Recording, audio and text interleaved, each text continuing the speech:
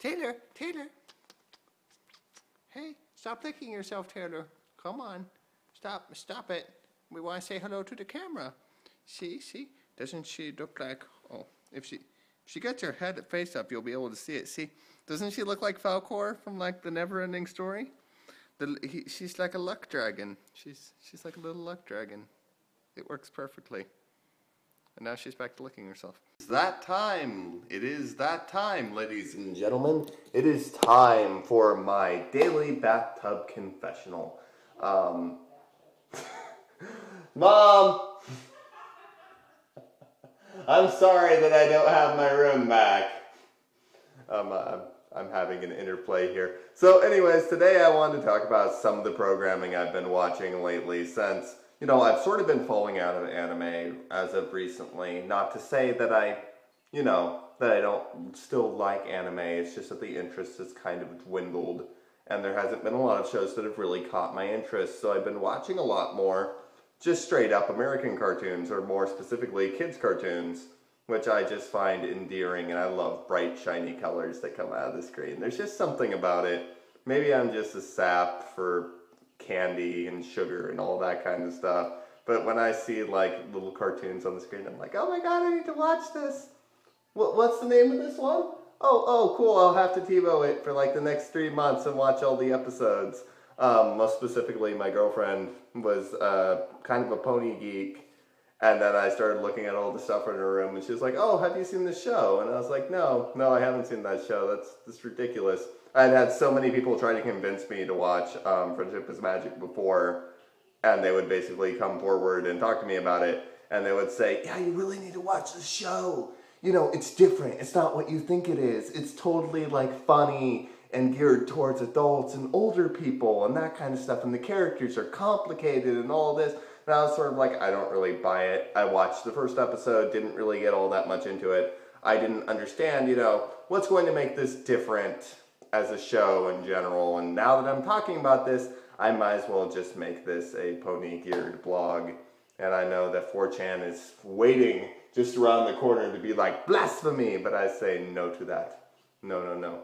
I love MLP. I really do. I'm not quite what you would call the extreme, like, brony fan. Like, I don't have an insane amount of toys. I don't have posters everywhere. I don't write fan fiction about it. Maybe yet, but I don't dabble into the weirder side of the whole thing. I do visit Equestria Daily, you know, every so often to get my fix, but that's pretty normal, I think. You know, you pop into the little fan site and you go, hey, I like the little cartoon characters too, and they're like, oh my god, and you go, oh my god, and then you have a little geek out powwow sort of thing, until I realized I met another fan of the show, like in real life, just recently, and usually they just annoy me, because I'm not the type of person who likes to talk about stuff too much in public, especially if it's something embarrassing like MLP, and they'll come up to you and they'll be like, oh my god, Twilight Sparkle is my favorite character, and I'm like, dude, we're in class. I don't know if I don't know, maybe I'm too uptight about that kind of stuff, but I'm usually sort of like, we're here to study. I want to study right now. I don't want to talk about this all day, occasionally in reference, but not extended such as that. It's a wonderful show, though. The humor's great. I love all the little characters. They all have different personalities, I've noticed, that attaches to each of us individually. Like, the archetypes are very broad, and it really works. And most of the characters I've noticed are rather asexual. Like, you don't have the typical girly stereotypes. There's one that's a fashionista, and there's, like, one that's sort of like the party girl, but they're not treated in that sort of like, okay, these are the female derogatives that we have to follow. I mean, they could easily be switched to a male character and you wouldn't have to change the writing too much, which I think is always a powerful sign that you've got good writers on your show, when you could just kind of gender flip and not have to change everything about them. I think that's fantastic. It was one of the things that drew me to it initially, is the fact that it doesn't have that whole Barbie girl image, which is really, I think that's wonderful, in my personal humble opinion. And yeah. Another thing that makes it really exciting for me is all the geek references that they managed to kind of crowbar in there. it's really cool that in the season opening for season 2, they had this character called Discord, and basically it's a big old giant Q episode from Star Trek The Next Generation. And it's obvious that all these writers are huge geeks and they just throw in these things in there, and it's really, really funny because it isn't like, you know, Family Guy where it's really obvious, okay, this is a reference to something. It's actually something where you have to know the material in order to really pick it up. There's another episode that involved basically a Tribble plot, and it's obvious that it was a Tribble plot. They called it something else, and if you didn't know anything about Tribbles, then you wouldn't realize, oh, this is referring to that specific episode of Star Trek. And there's all kinds of references like that. And I think it's refreshing in this day and age to have things subtle like that, as opposed to just out in the forefront. Tara Strong is one amazing voice actress, I must say. I knew her personally from Final Fantasy X as Riku. Not her greatest work, I must admit. I keep on annoying people whenever I talk to them about Tara Strong, and they're like, oh my god, she did this, and this, all these amazing cartoon shows, and I was like, I knew her from Final Fantasy X. I love that game so much, I don't care what any of you say. It was a magical experience, and Riku had the best voice ever.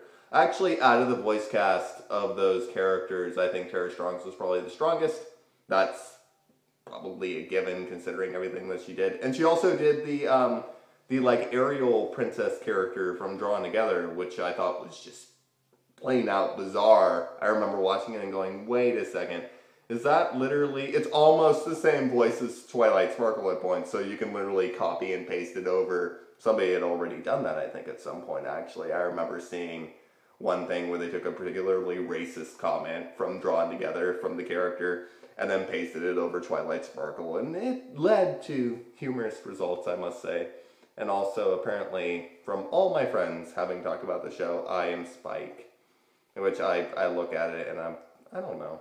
I was actually the one who pointed it out initially, and I think it makes sense in general, because I'm kind of somebody who helps people out, I think. And that's kind of what he does. He just sort of lazes around. He helps people out, you know. He does what is required of him, but he also kind of enjoys having the free time. I'm thinking way too much about the little cartoon dragon. He's so cute. I should probably get a figure of him, but they haven't made any yet. And they haven't made a figure of a lot of things. I really want one of the changelings from the show, because I think it looked really awesome. And I'm kind of sitting here going, okay, Hasbro's making this whole amazing wedding set, but not a changeling. You know, wedding, yeah, that's fine, but the changelings, which are awesome, no, we're not going to touch that, even though that's clearly something that would sell and appeal to somebody like myself who wants like a badass, black, sleek figure. And there's lots of opportunities to do that sort of stuff. But Hasbro is an evil, evil company that does not plan to make any decent merchandise anytime soon. It seems like they're almost recycling models from like previous pony lines. Like, don't quote me on this, but it literally looks like they're not even on model most of the time when they're doing this stuff. The McDonald's toys that came out recently were more on model than the things that they actually were releasing in stores, and that's a wagging finger of shame for me.